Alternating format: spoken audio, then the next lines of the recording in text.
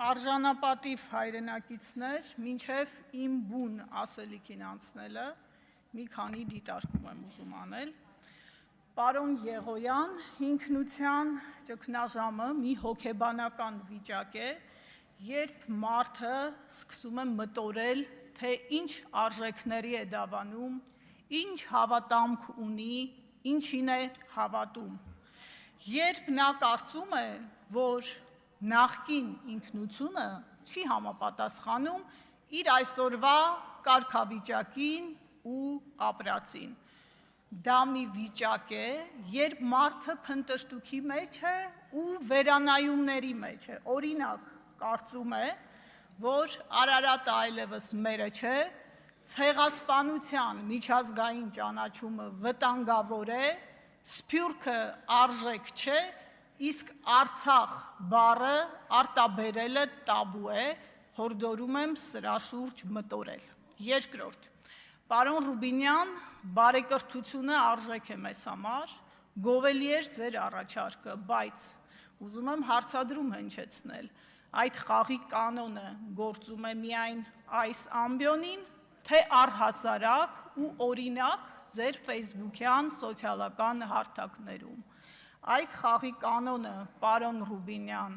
քննարկել եք ձեր թիմակիցների հետ, արձանագրել եք, որ բոլորդ եք գնում այդ ճանապարհով, թե պարզապես հայտարարում եք հայտարարելու համար։ Երրորդ, հարգելի իշխանական պատգամավորներ, երբ շարունակ հարցադրումներ եք անում 300,000 ադրբեջանցիների բնակեցման վտանգի մասին, ձեզ հորդորում եմ բացել 2022 թվականի դեկտեմբերի 24-ի Ադրբեջանի նախագահ Իլհամ Ալիևի ելույթը, ուշադիր ու դետալային լսել, պարոն Չախոյան, դուք նույնպես։ Ապա հորդորում եմ կարդալ Ազգային հետախուզության ծառայության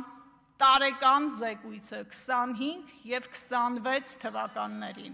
Եթե հարցեր մնան, տիկին Գրիգորյանին ուղղեք այդ հարցերը։ Հիմա բուն ասելիքս։ Այսօր այս խորհրդարանում չենք ընտրում պարզապես ազգային ժողովի նախագահ։ Այսօր որոշվում է,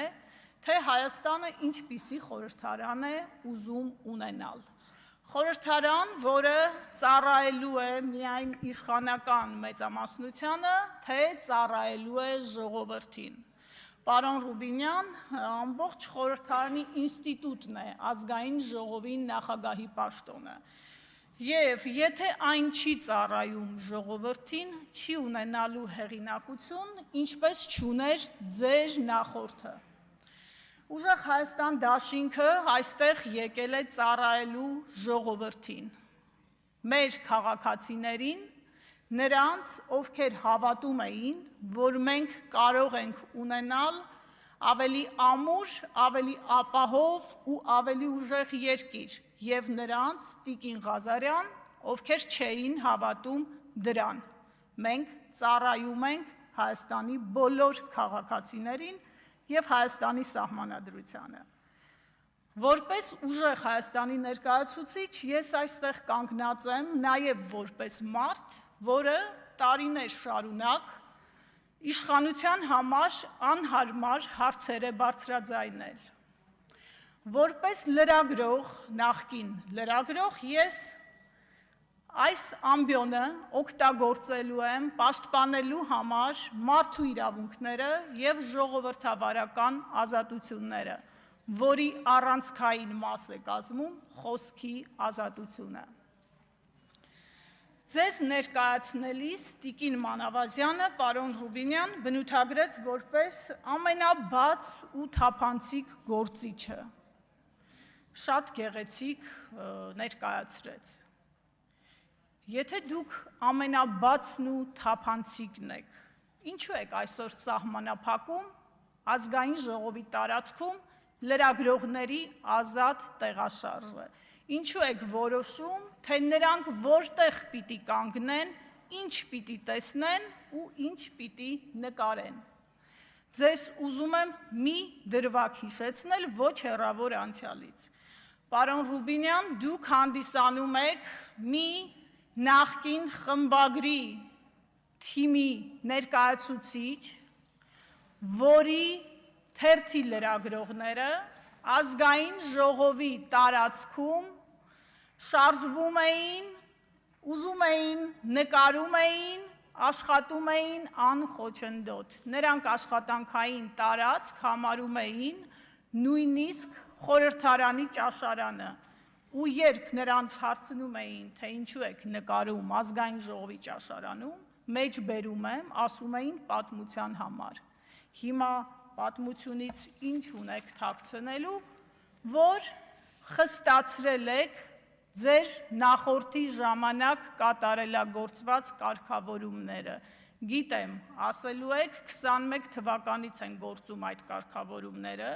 ես ձեզ ուղղեմ 19 թվականից 21-ին խստացվել են, դուք ավելի եք կատարելագործել, մինչդեռ կարող էիք մի տեխնիկական քայլով առհասարակ լուծել այդ հարցը։ Ձեր ուժը հաճախ է խոսում եվրոպական արժեքներից։ Ուզում եմ հարցնել, արդյոք այդ սահմանափակումները տեղավորվում են Եվրոպական կոնվենցիայի համաչափության սկզբունքի շրջանակում։ Իդեպ,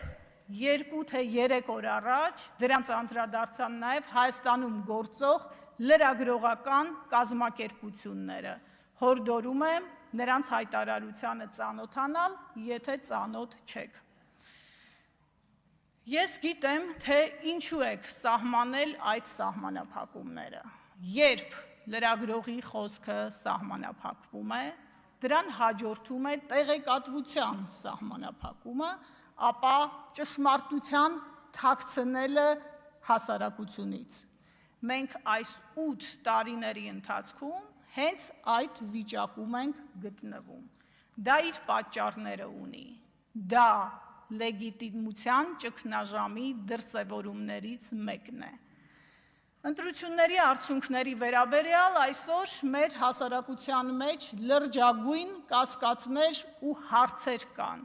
Այդ օդում կախված հարցերը չեն փարատվելու ազգային ժողովի նախագահի որոշումով, լրագրողների տեղաշարժը սահմանափակելով, ընդդիմախոսների վրա քրեական գործեր կարելով և ապօրինի կալանավորումներով։ Այդ օդում կախված հարցը հետապնդելու է ձեզ ամենուր։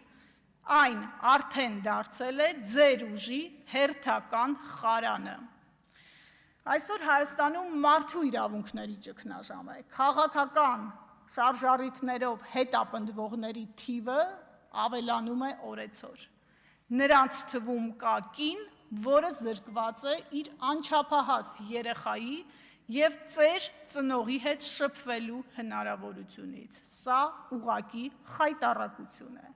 Այս ամենը նույնպես լեգիտիմության ճգնաժամի դրսևորումներից է։ Դուք գիտեք, թե ինչ եք արել հունիսի 7-ի լույս 8-ի գիշերը ժամը 2-ին կանգնեցնելով ԿԸՀ ուղիղ հեռարձակումը։ Դուք գիտեք, որ գնացել եք ընտրությունները կեղծելու ճանապարհով։ Երեկ, պարոն Ռուբինյան, այս ամբիոնից դուք հայտարարեցիք, թե ընդդիմությունը չի ուզում ընդունել ժողովրդի ընտրության արդյունքը։ Հիմա հարց ունեմ ձեզ, դուք որպես քաղաքական ուժ ընդունում եք։ 60,000 Հայաստանի հպարտ քաղաքացու ընտրությունը, այդ ինչպես եք ընդունել, որ այստեղ մի ամբողջ խմբակցություն բացակայում է։ Սա է ժողովրդի քվեն հարգելու ձեր մոտեցումը։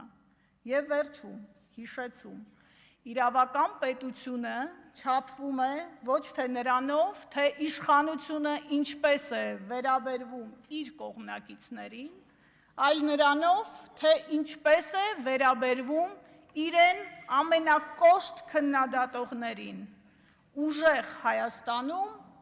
հարգելի իշխանականներ, չի լինելու իրավիճակ, երբ լրագրողը